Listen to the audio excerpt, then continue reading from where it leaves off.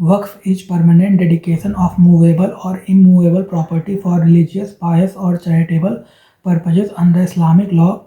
In India, Waqf properties include mosques, graveyards, schools, orphanages, hospitals, and shelter homes. Once a property is declared Waqf, it becomes irrevocable and non-transferable because ownership is considered to vest in God. The system is governed by specific legislation and supervised through a structured institutional framework to ensure lawful administration, protection of assets, and utilization of income strictly for community welfare objectives. Waqf Board in India. A Waqf Board is a statutory body that manages properties permanently dedicated for religious, pious, or charitable purposes under Islamic law. It is a corporate entity that can acquire, hold, manage, and transfer property and can sue or be sued in court. It administers Waqf assets created through a deed, instrument, or long continued religious or charitable uses. The creator, known as the Waqif, must be of sound mind and lawful owner of the property. Waqf may be public for community welfare or private for descendants, but in all cases the dedication is permanent and cannot be reversed. Waqf Board organization. The governance structure ensures supervision at central and state levels through statutory composition and regulatory representation. The organization and working of the Waqf Board in India is highlighted below. Central Waqf Council.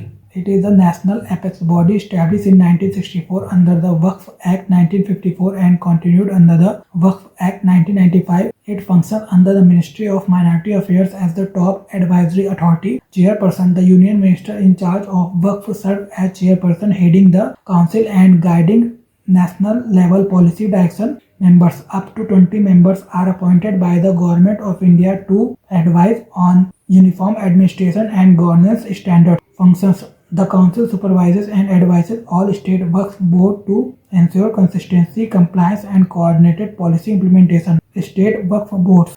These are primarily administrative units which are constituted in every state under the Waqf Act 1995. These boards directly manage and regulate Waqf properties within state jurisdiction. Chairperson heads the state Waqf board, presides over meetings, and oversees execution of decision and property administration. Chief Executive Officer, State Level Executive Authority, appointed under Section 23, act as administrative head and ex officio secretary responsible for implementation of board resolutions. Government nominees. One or two members nominated by the state government ensure regulatory linkage and administrative coordination. Legislative representatives. Muslims, member of parliament and state legislatures are included to incorporate representative participation in governance. Legal experts. Muslim member of the State Bar Council provide legal expertise in dispute resolution and statutory compliance. Recognized Islamic scholars. Scholars of Islamic theology ensure that property management aligns with religious principle and donor intentions. Mutawalli representatives. Managers of Waqf with annual income of rupee 1 lakh or above participate to reflect ground level administrative experience. Sunni and Shia Waqf boards. Separate Sunni and Shia boards function in relevant state to address sect specific religious and administrative requirements. Non-Muslim representation can. As per recent judicial direction, state board may include not more than 3 non-Muslims and the Central Council not more than 4, ensuring minority character remains protected. Waqf board functions. The Waqf board performs regulatory, supervisory, financial, and developmental roles for effective Waqf management. Property administration.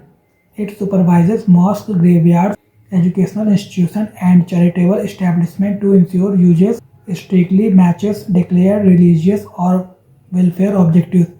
Revenue collection. It ensures systematic collection of income from Waqf assets and channels funds into education, healthcare, orphan support, and poverty relief programs. Recovery of encroachments. The board initiates legal action to reclaim illegally occupied Waqf board and restore them for lawful charitable utilization. Approval of transfers, sale, mortgage, exchange, gift, or lease of immovable Waqf property requires approval by at least two-thirds of board members. Appointment of custodians. It appoints managers and supervisory officials to safeguard property and ensure income is not diverted from designated purposes. Registration and records.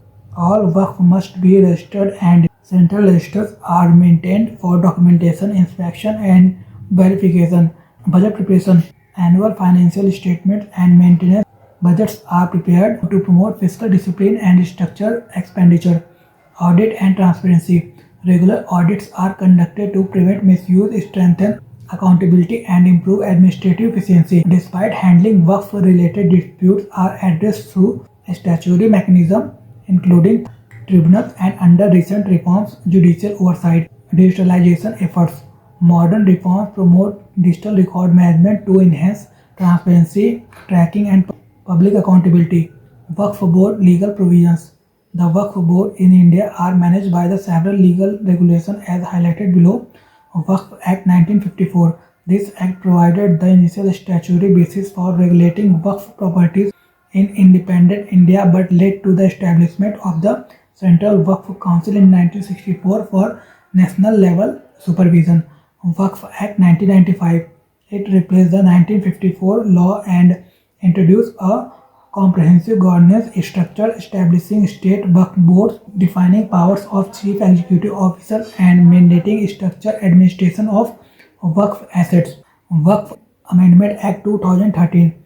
This amendment strengthened transparency measures, improved documentation standards, enhanced oversight power of boards, and reinforced accountability in record keeping and inspections. Waqf Amendment Act 2025.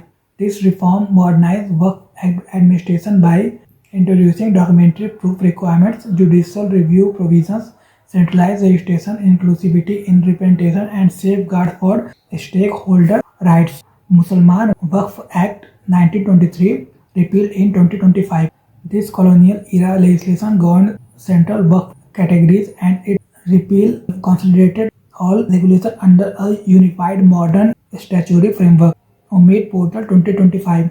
The Government of India has launched a portal for the mandatory registration of Waqf along with details of the Waqf as well as land boundaries. Waqf Board property in India.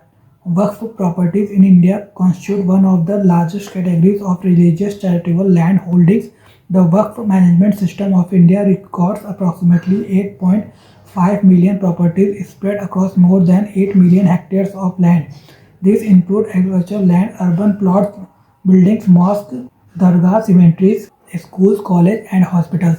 Income generated supports widows, divorced women, economically weaker Muslim communities, and marginalized groups including Pasmanda sections. Several medieval mosques and dargah fall under Waqf administration. In 2014, about 123 prime properties linked to the Delhi Waqf Board were examined following Supreme Court direction and committee review. Authorities such as the Delhi Development Authority have acted to remove illegal occupation near protected heritage areas. The Union government clarified that boards act as trustees of Waqf properties rather than absolute owners. Ownership is deemed to vest in God, ensuring assets remain permanently dedicated for charitable and religious purposes. The 2025 amendment mandates registration of all Waqf properties within 6 months under a centralized system. Efficient management of such vast land resource directly influences educational, religious, and welfare infrastructure serving billions.